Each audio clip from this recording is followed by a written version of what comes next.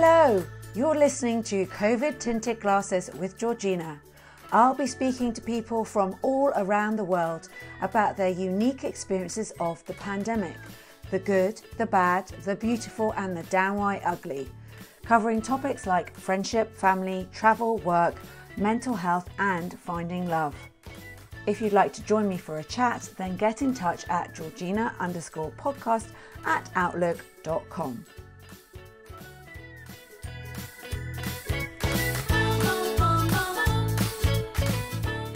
Welcome to Covid-tinted Glasses. I'm Georgina and I'm joined by Clare Patchimanon, who is a resident of Bangkok, Thailand. She's a TV presenter and artist. Welcome, Clare. Hi, Georgina. Hi, everyone. It's good to be here. Thank you so much for joining me. So how are you, Clare? I'm good. Thailand is very hot at the moment, so enjoying the weather, I guess.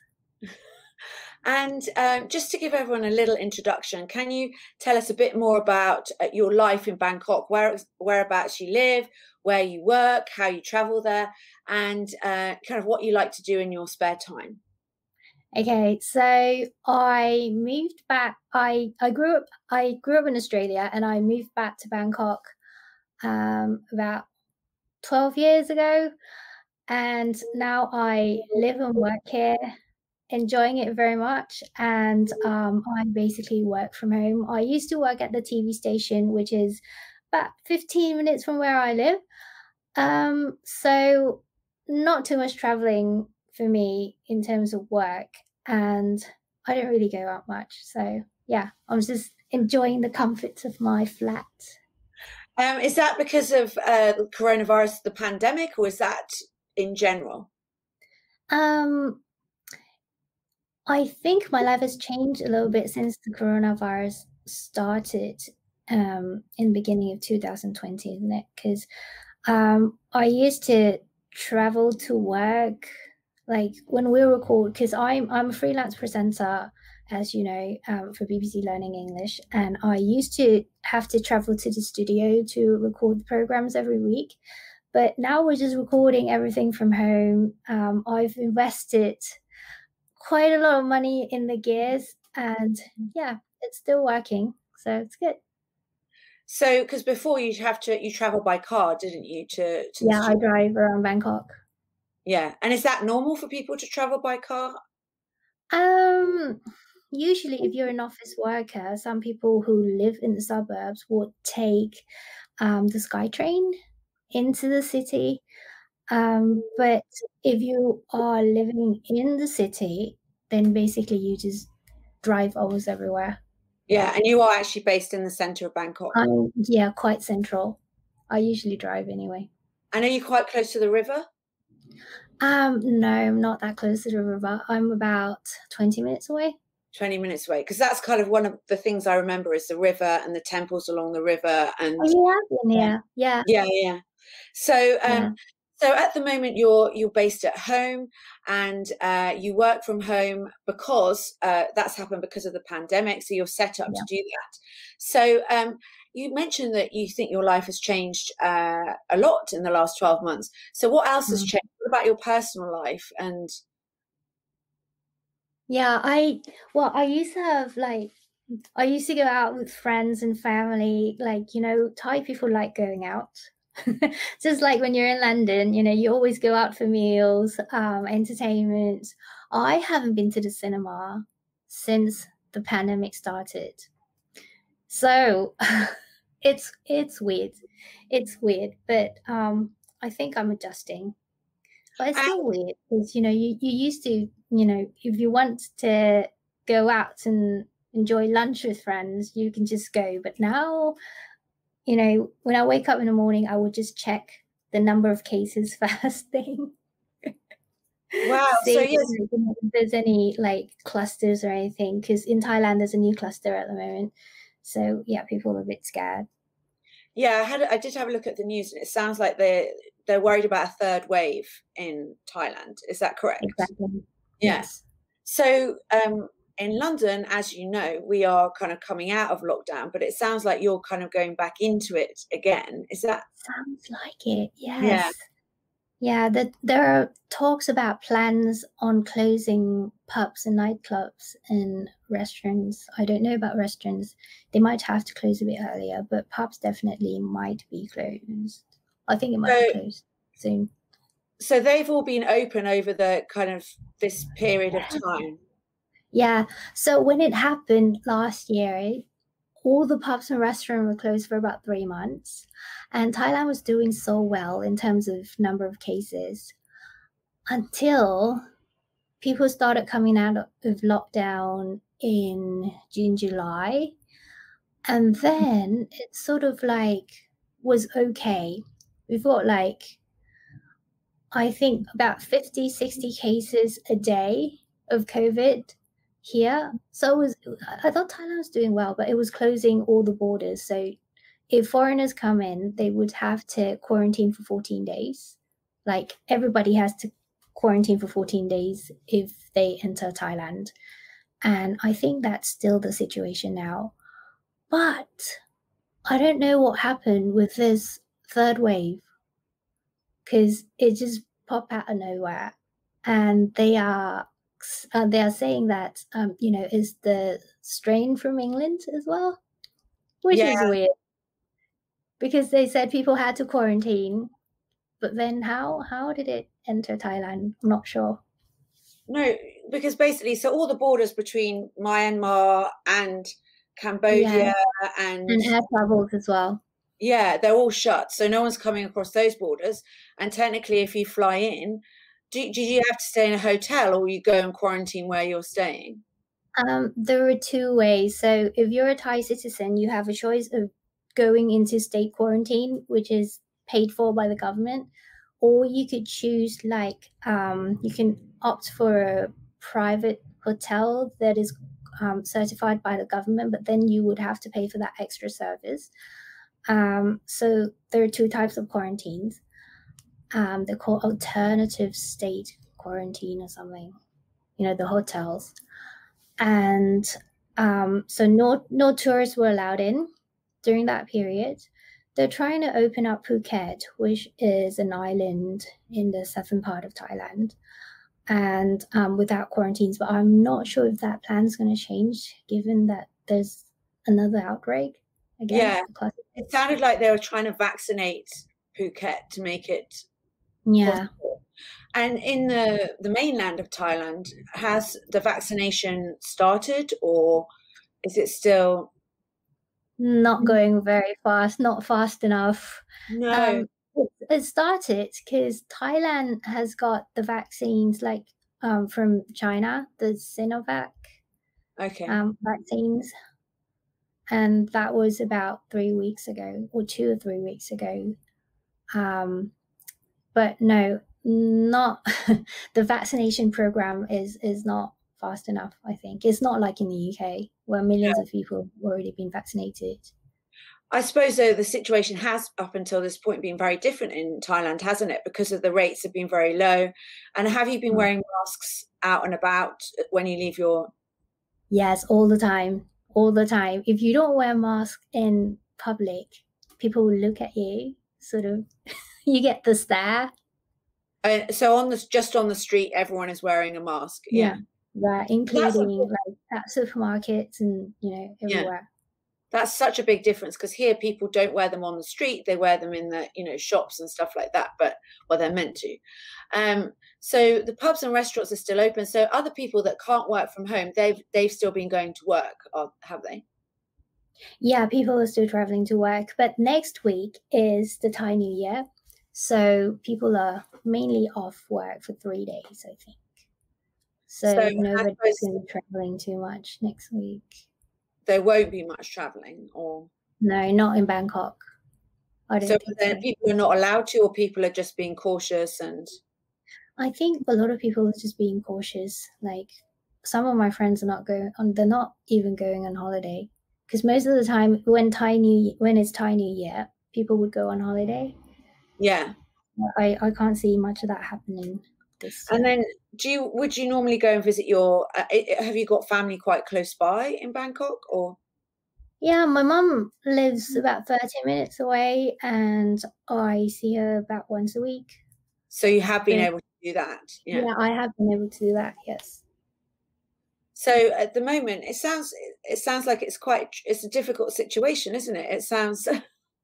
Yeah, I think the government is still sort of deciding. They're hesitating because, there are a lot of people calling for closure of nightclubs and bars and stuff. But again, on the other side, the businesses, they had to survive. So it's a difficult decision, I think. But most of my friends are taking precautions, so they're not going Yeah. out as much. And so in your day-to-day life, you've basically changed the way you live to live a much more insular lifestyle where you're Yeah. based very much in your apartment, Mm. and you just go out to shop a bit for food and things Yeah. like that, or do you just get deliveries? I still go out to shop because I've got a supermarket down the road, which is like 5 minutes away. So Yeah, I still go out to shop about once or twice a week, yeah. and I do most things at home. And then the weather, so it's very hot with you at the moment. It's very hot. Now it's like, I think it's 35 degrees at the moment. Oh, wow. It's mad. Oh, It is wow. mad. Yeah. Yeah, So, way too hot. at the beginning of the pandemic, do you think you're more scared now than you were at the beginning last March? No, I think I'm less scared Yeah, because at least you've got some information on how to protect yourself. yeah, Whereas before, you were just told to wear masks and wash your hands, yeah. which was like, we haven't really seen, you know. I don't know, but I think it's been proven to a certain extent that wearing masks and washing your hands help protect people from getting the virus. So, Can yeah. you see life getting back to normal in the next 6 months, or do you think this is more as a longer process?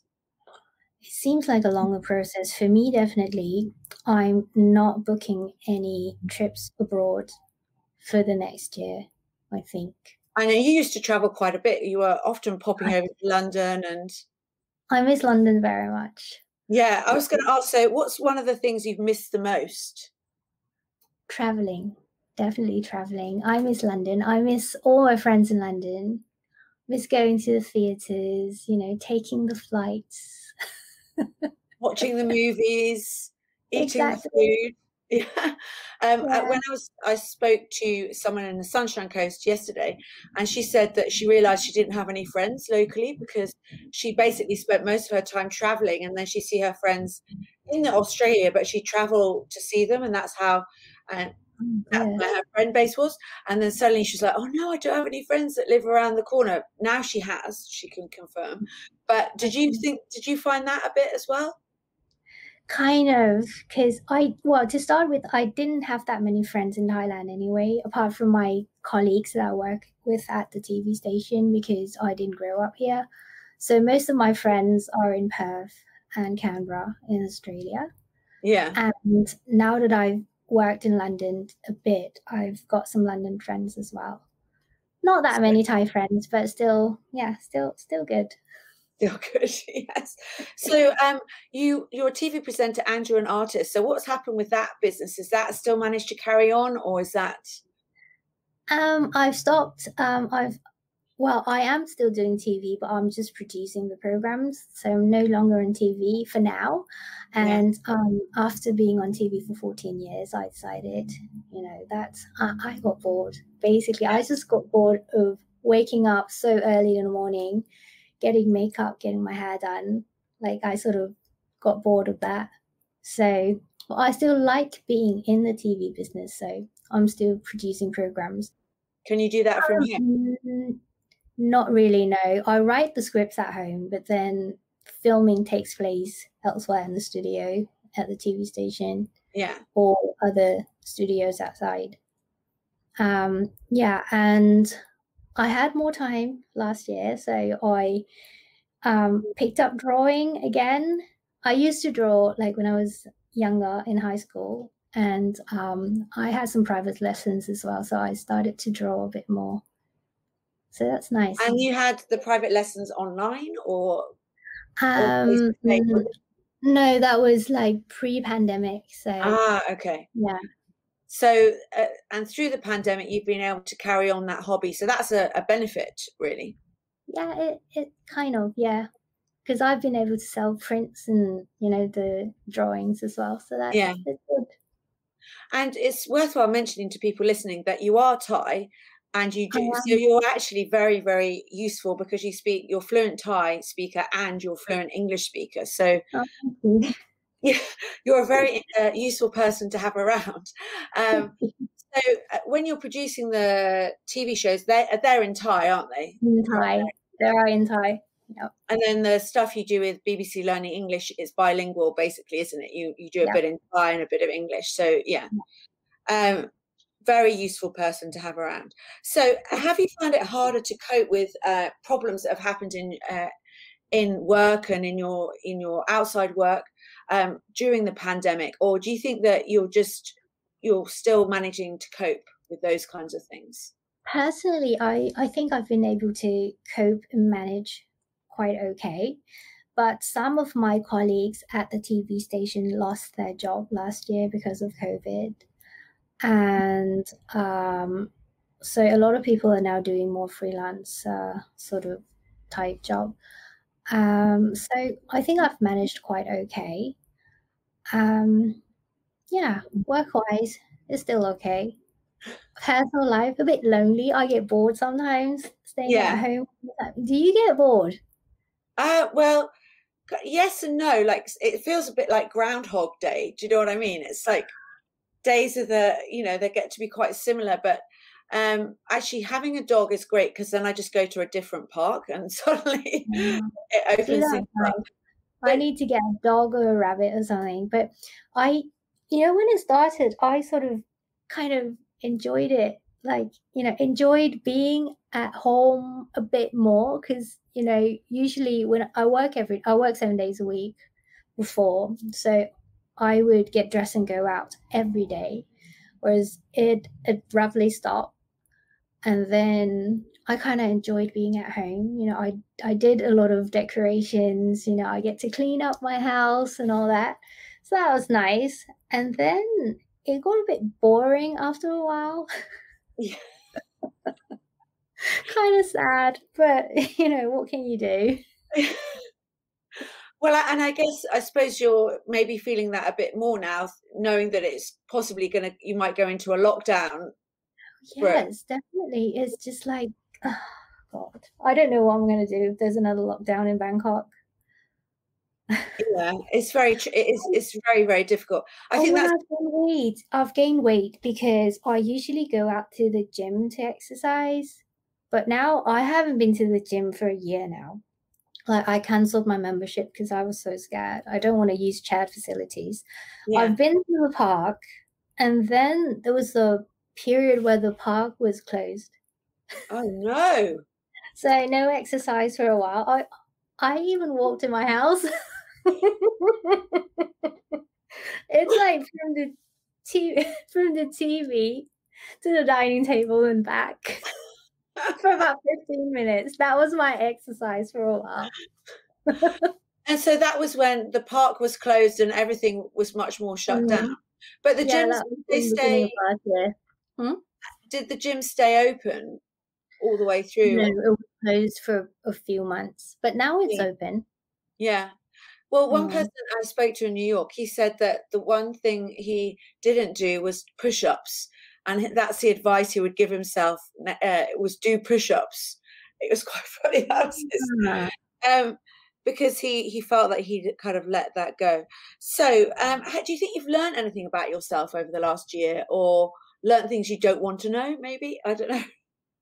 Learn things I don't want to know. How about cooking?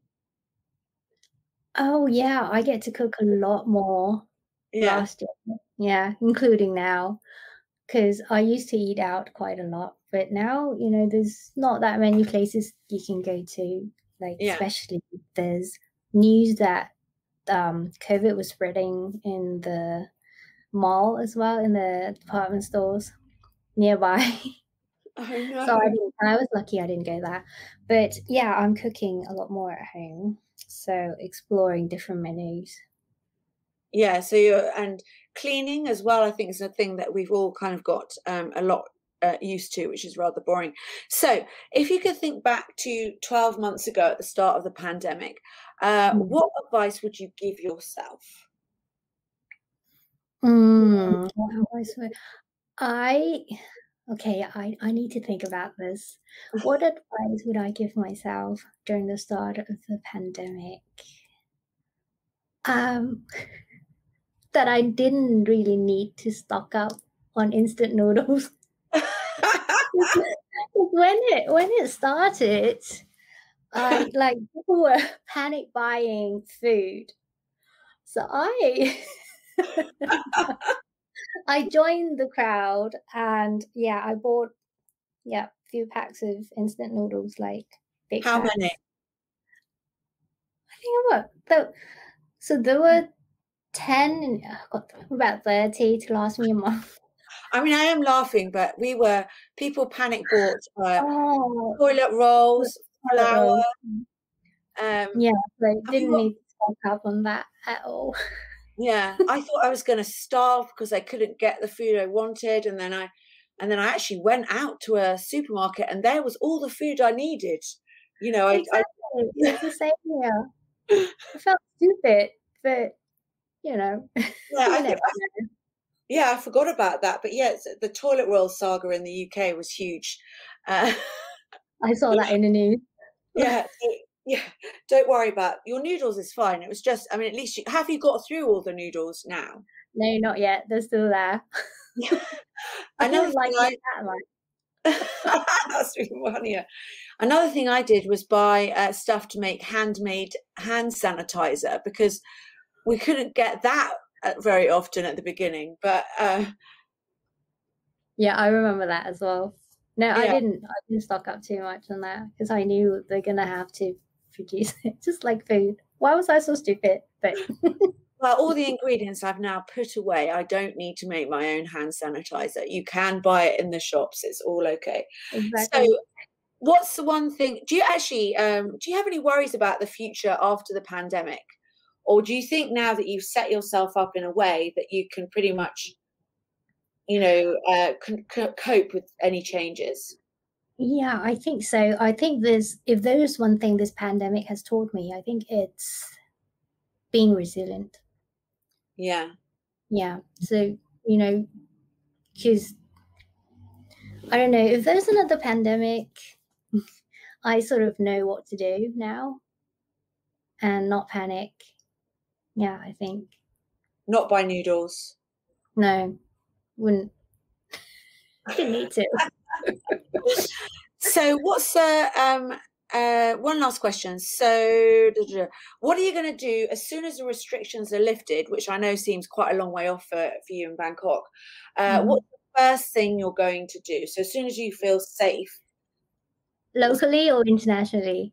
It can be many things. You can choose one of each. Okay, so if it's internationally, I'd book a flight to London. And what would you do? That'd be the first place I would travel to.